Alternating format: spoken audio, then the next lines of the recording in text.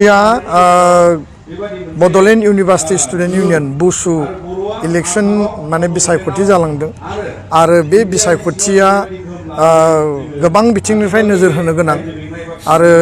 मोनसे democracy देशआव student कमिउनिटिनि गेजेराव Democratic जि exercise बा देशनि नोगोरारि हिसाबै जि मोनसे पार्टिसिपेटरि जि मोनसे इलेक्शन प्रसेस मोनसे इउनिभार्सिटिखौ जौगाहोनांगौनि थाखाय मोनसे स्टुडेन्ट इउनियन बेयाव दानाय जायो आरो बे इउनियन बडिनि बिसायख'थियाव टीम प्रस्पेरिटिनि जीएस नेरसोन नार्जारिजों लोगोसे टीम डायनेमिकनि जि माने प्रेसिडेन्ट क्रिस्टिना मोसाहारि आरो गासै जिखिनि देरहादों टीम प्रस्पेरिटियाव गासै 7 देरहादों टीम डायनेमिकआव 3 देरहादों आरो लोगोसे सासे इन्डिपेन्डेन्ट आं गासैबो देरहासार जानाय टीम प्रस्पेरिटि एन्ड टीम डायनेमिक बिथांमोननि जीएस आरो प्रेसिडेन्टनो आङो गोसो गोरबोनिफ्राय बिथांमोनखौ हामलायनाय आरो कंग्रेचुलेसन बावदों आरो दुलाराय बर' फरायसा आफादा जेब्लाबो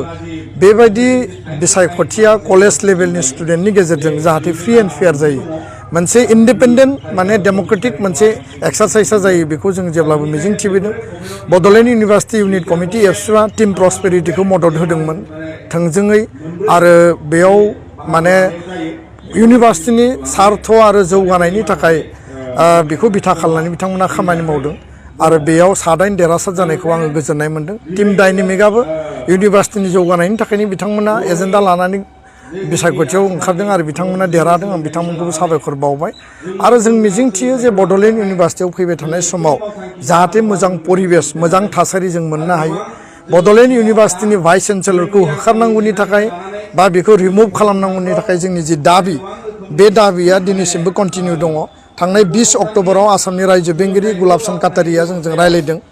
बिटिआरनि सरकार एबसु बर' थुनलाइ आफादजों आरो बिथाङा जोंनो कमिटमेन्ट होदोंमोन जे नभेम्बर दाननि गेजेराव भाइस चेन्सेलर लाइस्राम लादु सिं बिथाङा बड'लेण्ड इउनिभार्सिटिनिफ्राय रिमुभ जागोन आरो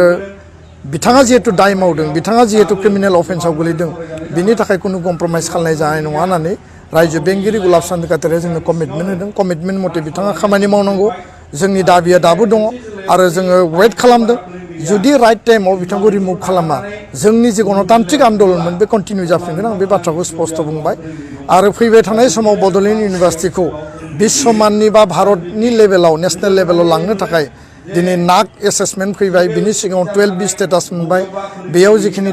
टिचिं नन टिचिं फेकाल्टि एपइन्टमेन्ट होनांगौ इनफ्रास्ट्राक्चार डेभेलप खालामनांगौ बिनि थाखाय स्टुडेन्ट इउनियनजों लोगोसे बायजोनिफ्राय एबसुआ मदद खालामगोन आरो इउनिभार्सिटि जि अथरिटि दङ जि एकाडेमिक लेभेल दङ बे गासैबो दिगाव भाइस चेन्सेलर रेजिस्ट्रार बिथांमोना रल लानानै खामानि मावनांगौ नाथाय दिनैनि समाव